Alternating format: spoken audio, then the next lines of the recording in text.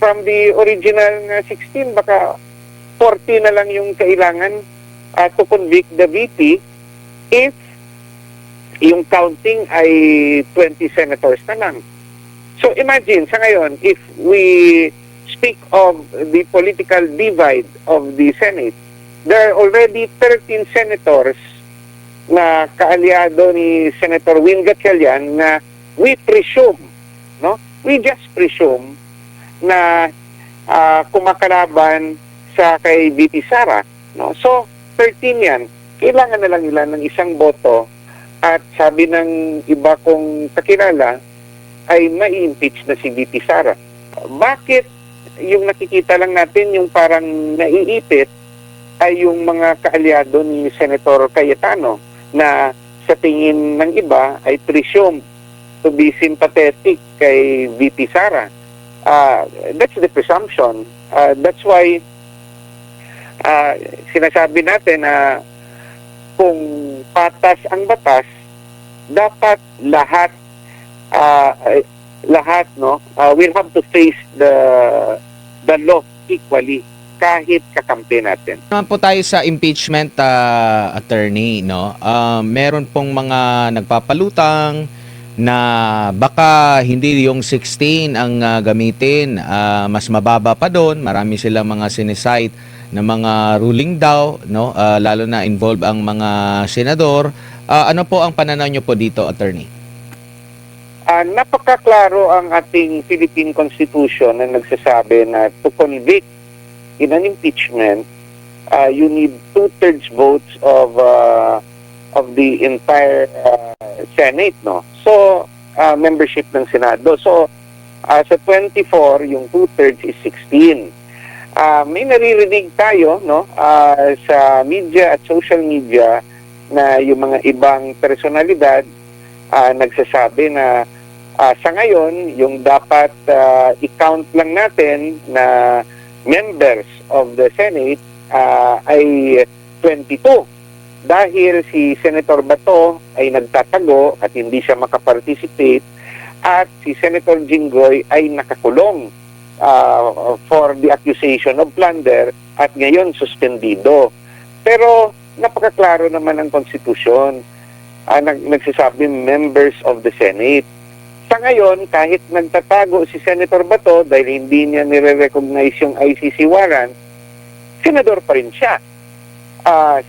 Si Senator Jinggoy nakakulong nga at suspended nga, pero yung katotohanan, senador pa rin siya. Kasi bago lang mawala, no, o mawala sila sa pagiging senador, yung kailangan i-convict rin sila through an ethics complaint, also requiring 2/3 votes.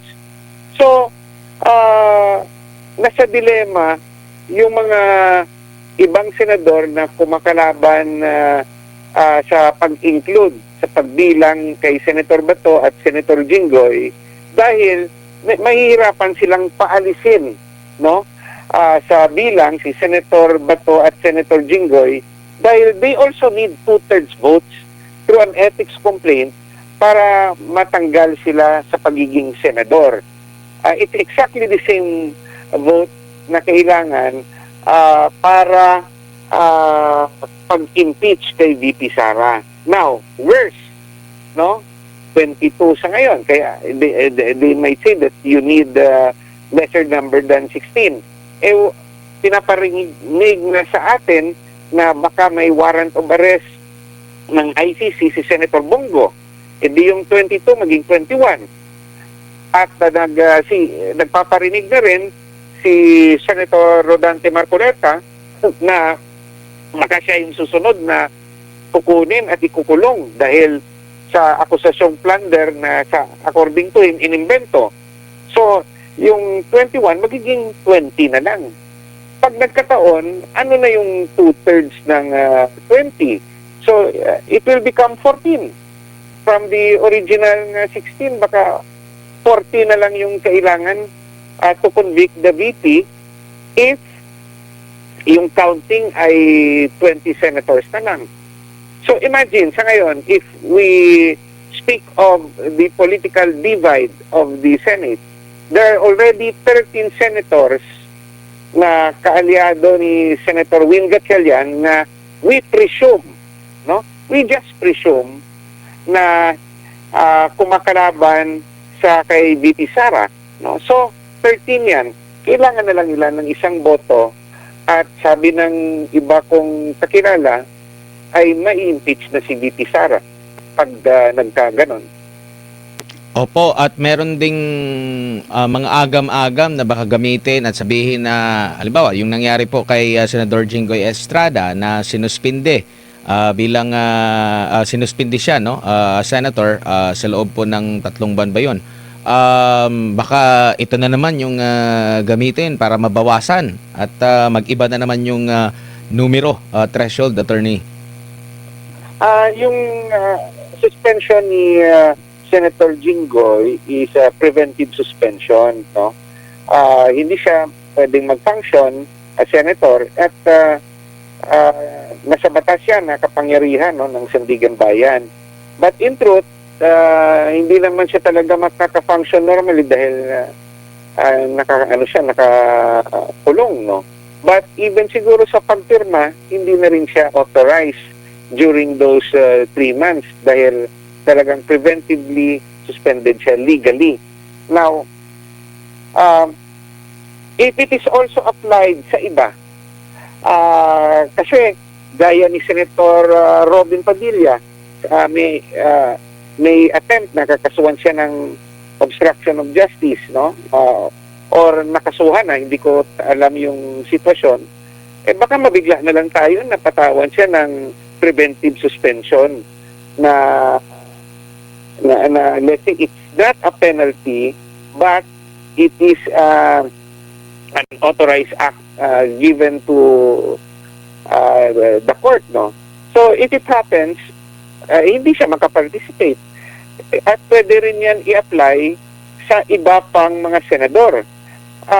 Sana kung nakikita sana natin na patas yung let's say yung implementation ng batas at yung pagpapakita na walang kinikilingan ang ating mga authorities, investigative authorities, bakit sa ngayon wala pang findings, no?